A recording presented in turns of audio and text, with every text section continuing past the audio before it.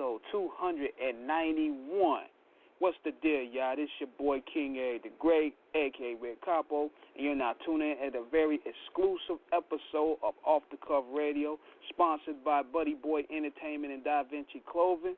And the reason why I wanted to do this show tonight is because it's only right to reach back to one of the people that reached out to us, and one of the reasons why Off the Cuff Radio is where it's at now. This man here, he's been hitting y'all with bangers. I'm talking bangers, albums, podcasts, content. He's been keeping y'all enlightened, entertained, and forever keeping y'all informative of what's going on with the world. So let's welcome my good friend, Gonzo, y'all. Yo, what up? What's good, man? How's everything been, brother? It's been a minute, man, and we appreciate you taking the time to join us, bro. Everything good, man. I'm blessed, you know what I'm saying? And I'm not just saying that like most people just say that as a formality. Like, nah, like I'm actually living in the moment. I'm blessed. So we starting this off here, man. Right? Like, yeah, you good, man. You good. Okay. And starting this off right here, man, with 2020, man. 2020 is starting off real good with you so far, brother. I mean, yeah, I'm blessed, man. You know what I'm saying? I'm at the point now to where good or bad, it's like that shit don't even matter, man. You know what I'm saying? Life is gonna be what it is, and I feel like when people are referencing life to being good or bad, that's just how they're receiving it or accepting it. But it's not going nowhere. Feel me? So trying to put a tag on it, good or bad, ain't gonna, you know, it is what it is. So the reason why I reached out to you is because you dropped the Kausion album after 20 years. It's a 20-year reunion going on. How did that come about? Sir. Man, that actually came about, well, the long story broken down, a few years back, the Loonies had made a resurgence together. And at that time, me and Yukmouth, you know, we had probably just had squashed the little beef or whatever, and we was talking, and you know, he just briefly thought that it would be a good idea if I brought the group back, and you know, that's basically where the shit started at, and little by little, you know, until I was actually serious to just do the shit full-fledged. That's basically where the initial idea came from, you know? About the album title Youth and Asia, what, and the cover, like, what was the create minds behind that? Well, the youth, you know what I'm saying? They basically killing themselves out here with the opioids, the whole thing with Pac. I just thought it was kind of like right there dangling in my face just to play with, you know, under a few different reasons. The album cover is made by a famous graffiti crew out of Los Angeles called CBS. They like a dope-ass bombing crew. So, I mean, the shit is like, you know, paying homage, excuse me, to the streets of Los Angeles on many different levels. But if you don't know, then you won't see all of that. You know what I mean? But if you know, then again, with a Kausion album, it's in depth to the listener to where, you know, 25 years from now, not to say, you know, that it's going to take us that long to do another project. Actually, we're working on a new project right now that's going to hit in like another 3 months, 4 months, 3 months or some shit. But, you know, everything is significant when it comes to Kausion in the streets of Los Angeles. what's dope about the album is that from what I've heard, I haven't seen not one bad review of it. I mean, I've been going through all these different bloggers and reviews. A lot of cats is feeling it, man, and y'all bringing that West Coast style, and y'all keeping it fresh, y'all keeping it creative, and it's not sounding like y'all reinventing the wheel. Y'all pushing the wheel forward. Yeah, man. I gotta shout out my nigga Mass. Gotta shout out the nigga Kingpin. Gotta shout out Yukmouth, Planet Asia, my nigga Nag Champa. Everything gelled together nicely. You know what I'm saying? When it came to that, but of course, man, when you working with something that's already legendary, it's not really hard to stick to the script. And everybody that I chose to be a part of this project wasn't somebody that I felt sketchy about in the booth. Like, everybody was, even Mass, even though a lot of you cats ain't heard of him or heard his material, he's been around us personally, the regime, or since, like, maybe, I don't know, I don't want to say the first all-out war, but maybe the second one, or may even been the first one. I'm not even sure, but he's been around for a minute, you know what I mean, in terms of battle tested. Now, one of my favorite tracks up there on this album is Tekashi's Story with Yukmouth. Now, for creative mind purposes, what made you want to get into that, state of storytelling? Because it is like an autobiography written on wax. It's like to show the youngsters not to make this move or make these choices that he made. Well, yeah. I mean, basically, again, everybody that's on that song is able to push the envelope. You know what I'm saying? So the song was actually done in reverse. You know what I mean? To where that song was called something totally different at first.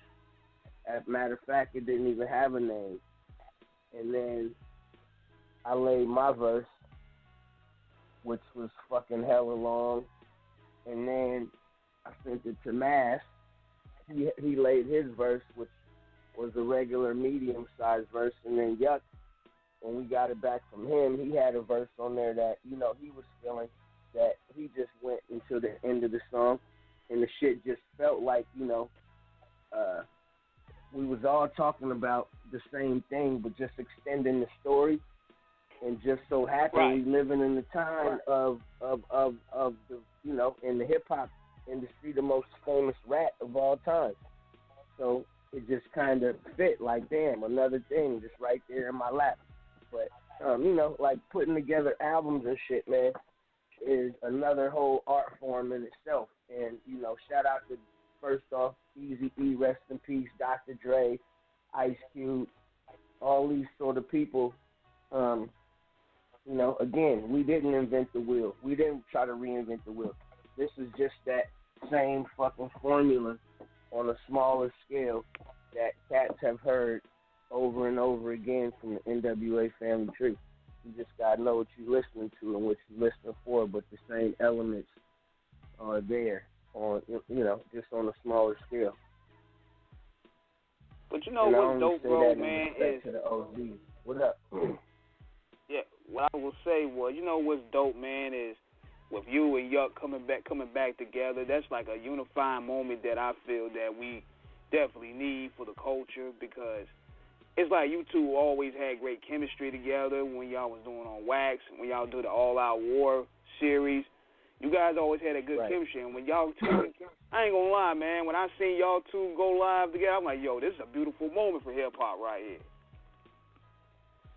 Man, that's my brother. I feel like, I don't want to sound cliche, but, we haven't had our biggest moment yet. Like, all this shit was a build-up, and we haven't had our biggest moment yet. You know what I mean? So, for all the true regime fans, stay tuned. I don't know what's about to happen, you know what I'm saying, but I just feel the momentum building up, and I can guarantee you, as a unit, we haven't had our biggest moment together yet. You know what I'm saying? And yeah, it's, you know, I feel like the shit is about to hit the fucking fan. You know what I'm saying? I'm excited, really, because a lot of bad apples have been weeded out. Mm-hmm. You know what I'm saying? A lot of bad apples have been weeded out. And it's more about, I mean, before, you know what I'm saying, it was more of, I feel like there was a lot of people in the middle that was creating an unnecessary power struggle. You know what I'm saying? That, you know, in the wash, all a nigga got to do is get in the booth and rap, and everything else will be sorted out. But, you know, all the conversation in the middle and everybody having their own projects just created, you know, shit that I feel like that only time could have ironed out or pressed out. You feel me? And we at that point now to where everything is, I feel like, situated. It is nothing to fucking talk about. You feel me? Everybody is at respect with each other, and that's basically what it is. I mean, at least for me, like, I'm not trying to talk to a nigga about nothing. About, you know what I'm saying? Like, I don't want to, like, nigga, I don't owe nobody no nothing. Feel me? And the minute that even comes up, I know that we not there yet. You feel me? But that shit ain't even an issue no more, to where I know we about to see a humongous moment for, you know, just West Coast hip-hop in terms of what the regime was, like, we was gearing up to do some big shit, you feel me? And that didn't happen at that time. You know how shit is, man. This rap shit is is more about timing and momentum. And sometimes, you know, niggas think that a certain group or a certain artist drop the ball all the time. They just gaining momentum for a certain time to make a breakthrough. Feel me? Facts. And we need that unification more than ever, because it's just like you mentioned earlier, like when you had the biggest rat in hip hop being promoted, and he's coming out probably with an even bigger deal. Do you feel that the morale code is dying in today's era? Oh, I feel like that shit is gone. It's been gone. It's gone. I mean, it's been gone a long time ago. You know what I mean? It's been gone the moment that we started putting a totem pole that involved people that wasn't important to the group or wasn't important to the company. Motherfuckers that got a say so that's not bringing in no fucking tickets. Motherfuckers, you know, they ain't bringing in no streams. Motherfuckers streaming 100 streams a day, if that. But niggas want to talk and fuck up the balance of things. You feel me? That's where we at in hip hop right now. Like, it's like a whole lot of motherfuckers who I feel like we're insignificant, like academic. He didn't just start trying to be DJ Academic. Like, he came from somewhere. Feel me? And wherever he came from, he had to take another fucking route, because that wasn't his first route chosen. And now, you know what I'm saying, this is his contribution to the game. Or 6ix9ine. My opinion, I feel like maybe the nigga was a agent the whole time. And I feel like it's a lot of cats that work with the police and that were sent to infiltrate and spy and cause confusion and just be on some hot shit all together, you know, that causes conflict, like this Pop Smoke situation. Rest it's always shit, yeah, rest in peace, my nigga. But it's always never coincidental. Like, it's never coincidental never a coincidence. But then niggas could be moving wrong too. But even that's not a coincidence. You know what I'm saying? The coincidence is a motherfucker just happened to stumble up on your house. You feel me? But, you know, I feel like the state of hip-hop that we are in right now is something that, you know, that we all wish we would wake up from, and it was a bad dream in the past, you know? And you know what, man? And this is what made me salute you in the first time, when you was one of the few people to actually defend Tupac's name and speak on this whole Wack 100 situation, when a lot of people were silent. But instead of, you know, just disappearing, you kept on going, bro. Like, you kept on hitting cats with dope videos, dope music. Then you started transitioning yourself into the podcasting. And how did the Gonzo Show comes into the equation? Well, it was this one company that was interested in doing a podcast with me off of that shit that I was doing on my YouTube, How It Really Happened. The How It Really Happened shit was getting hella, you know, hundreds of thousands of views, especially the one that I did with For the Culture about the DJ Quick shit. And, you know, it was just kind of like an easy call to start doing the podcast. But, again, it's like everything's not for everybody. Everybody can't be a king or a queen. Yes, that shit was successful. A lot of people enjoyed it. But it's only 24 hours in a day. You know what I'm saying? And right at that moment, I had already committed to start working on the Kausion album. So I really didn't have, you know, a lot of time to just be doing the podcast all the time. You know what I mean? It's a lot of work. It's a lot of, it's not just, you know, it's a lot of work doing the podcast, especially when you're bringing on guests, coordinating shit, and dealing with other people. You know, it's a whole lot of work, a whole lot of hours, and, you know, time that, you know, if you're working on a few different things that you could be allotting to something else. You know what I mean? Exactly.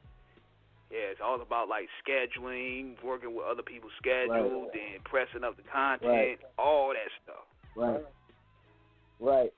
I mean, you know, it just was, I'm going to start it up again soon when time permits. You know what I'm saying? Do season 2, because I already have 15 episodes up, you know what I'm saying, on all streaming platforms. 15 episodes up, you feel me? We went all the way up to number, I think, 13 on iTunes podcast charts. So, I mean, it was dope, you feel me? Pretty successful show. And we'll be back for season 2, but at the same time, I appreciate that. But at the same time, man, there's so much black media out there to where, you know, I don't want to compete for everything. You feel me? Like, I would rather be on Cat's show and give you guys good content, because at the end of the day, you know, again, if you're not giving it your all, it's very, and I couldn't give it my you know, undivided attention. It's very few. It was a slight chance that it was going to be my main income stream. You feel me?